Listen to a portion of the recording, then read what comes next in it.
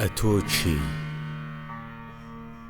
شعری فەریدون موشیری، وەرگێڕانی کامیل بۆکانی.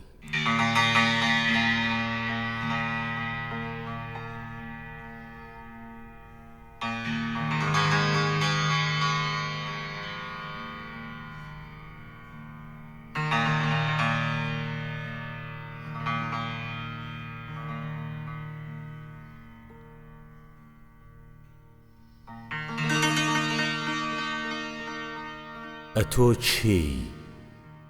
وا بەبێ تۆ من وەها ئاڵۆز و شێواوم، شەوانەش خەو لە بەرتینی خەیاڵت نایە چاوم. ئەتۆ چی؟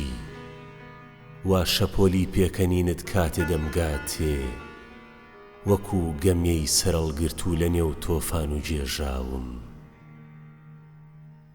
لە کام کازی وەدا تۆ بە سواری کامە ئەسپی شێ؟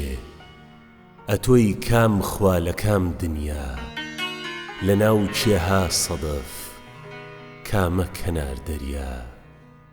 لە کام چیمەن لەگەڵ کێها شنەی فێنک، لە نێو کامە سوراحیدا؟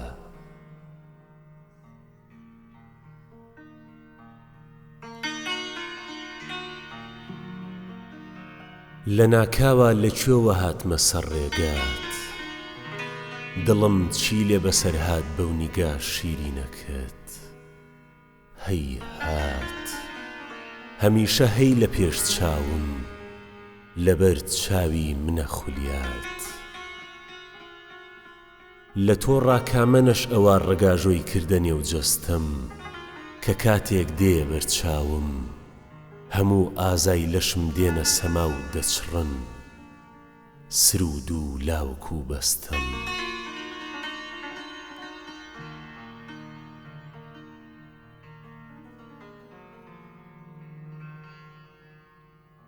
لەگەڵ تۆدا ژیان بۆ من مەحاڵە و سەختاواتێ، تەنانەت لێم گەڕێن بێم و لەگەڵ تۆدا بژیم ساتێ.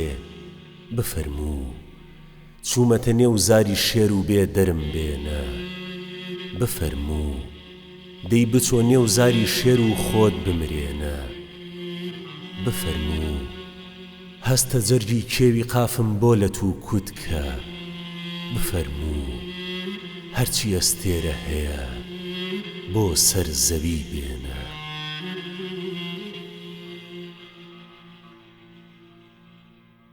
وەرە تۆ بیت و هەرچی خۆت بڵێ، سوێندت دەدەم گیانە.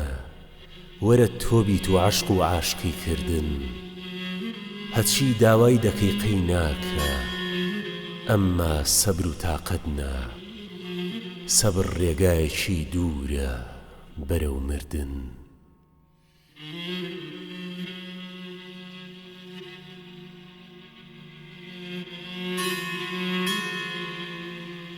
ئەتۆ ئاواتی بەرزی و دەستی من کورتن، ئەتۆ دووردەستی هیوا و قاچی من داماو.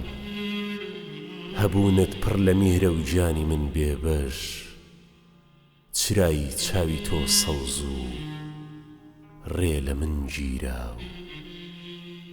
چرای چاوی تۆ سەوز و ڕێ لە من گیراو.